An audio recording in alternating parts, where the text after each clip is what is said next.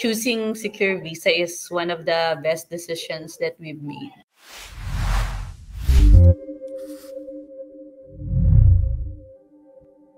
I'm Shaula, and this is Eugene, my husband. Ako yung student taking up digital marketing for winter intake. And then yung husband ko yung open work permit.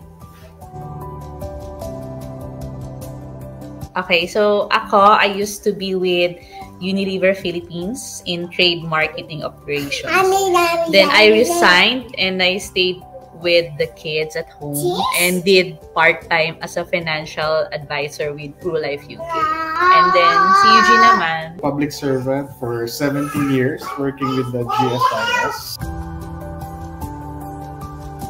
First, hindi nag-occur sa amin si Canada kasi malamig at malayo.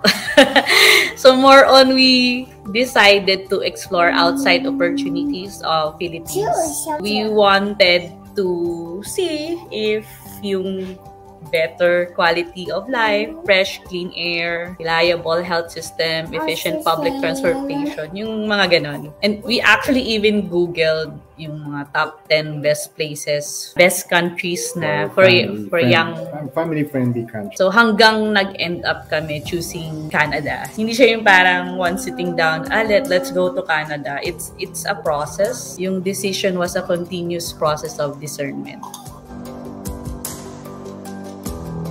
At first, syempre ideal yung gusto namin makahanap ng job outside the country habang nasa Pinas para pagdating sa kung saan namin gusto, PR na kaagad. Ideally, ganun sana gusto namin. Pero syempre, in reality, it doesn't work that way. Lalo na kung ang background, mga katulad namin, hindi naman kami engineer, IT, nurse, or any medical-related profession. Nalaman namin yung student pathway kasi actually before namin na-meet si Secure Visa, may na-meet kami immigration consultant. Siya yung nag-introduce sa amin na may ganitong pathway pala. At the same time, nalaman ko din na may kasi na rin pala ako na nag-take ng ganitong pathway na nasa Calgary na. Doon nag-start.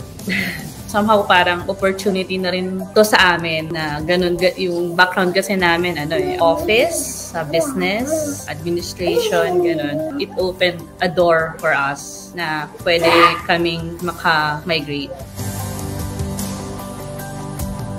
Actually, matagal ko nang tinatry si Secure Visa way before pa. Kasi yung close friend ko, shinare niya sa akin, nag-attend daw siya ng session. Shinare niya pa sa akin yung mga screenshots, mga magkano, may mga computation pa yun. Yun yung actually yung time na nag-explore ako, nag-google ako ng opportunity kung possible ba someday makakuha ng international scholarship yung anak ko. Malit pa yung anak ko pero iniisip ko na yon. Pero anyway, then nung time na naghahanap na kami ng agency that would help us, ni-remind ulit ako ng friend ko na yon na bakit hindi mo itry ito si Secure Visa. And then since we know si Aina, panatag yung loob namin na hindi kami masascam. Kasi ang daming mga horror stories na different agencies na natangay yung pera, ganon. So yun, kaya we decided to go with Secure Visa.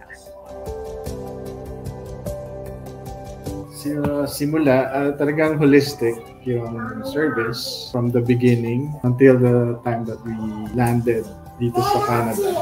Yung service ni Secure Visa talagang nandoon. We really appreciate yung presence ni Secure Visa all throughout our journey. So from the time na preparation ng mga documents until dun sa guidance on what will happen next and what to do next. Yung mga services na gano'n ni Secure Visa was really very vital in our coming here to Canada.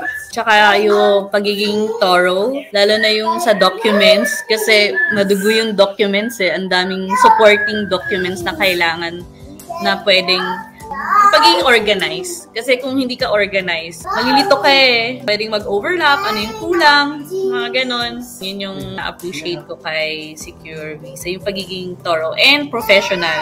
Very professional, sumagot sa every time we have queries. Actually, hindi. Everything is done through online and email. Kami lang yung we chose sa umpisa to go to the office face-to-face. Parang iba pa rin yung nakikita mo yung mukha ng kausap mo. Kasi syempre mag-umpisa pa lang, you're trying to build trust. Yun lang naman. First step nung pumunta kami sa office. Then after that, everything was done online, email, ganun. Well, yeah, we had to go to the office to secure visa. And when we went there, kasi talking to the people there, parang mas malinaw kasi yung process during the discussion. I guess it helped us a lot. We were presented about what to expect. Parang clarity call equivalent na yun, yung face-to-face, yeah. Siyempre, nandito na kami sa Canada. At yung maganda nun, we just did it once. One pass lang. Kumbaga, we laid all our cards. We completely trusted Secure Visa. We went through yung process. Ayun, we did it one time. I think yun yung pinaka talagang benefit for us. Kasi, ang hirap din kapag kunyari na-deny, tapos ulit-ulit. Malaking bagay na, especially na family of 4 kami. We could have done it DIY. But, yun, we personally took the risk of trusting Secure Visa. Kasi, yun nga, we wanted to focus on our everyday life. Kasi kung mag-DIY kami, it would take so much time. And baka may additional and stress. May additional stress for us. Or, added risk siya na baka pwede pa kaming ma-deny if mali-mali yung gawa namin. I think choosing Secure Visa is one of the best decisions that we've made. I guess, yung nagdadalawang isip, siguro okay lang naman na mag-isip 2, 3, 4 na beses. At maraming beses.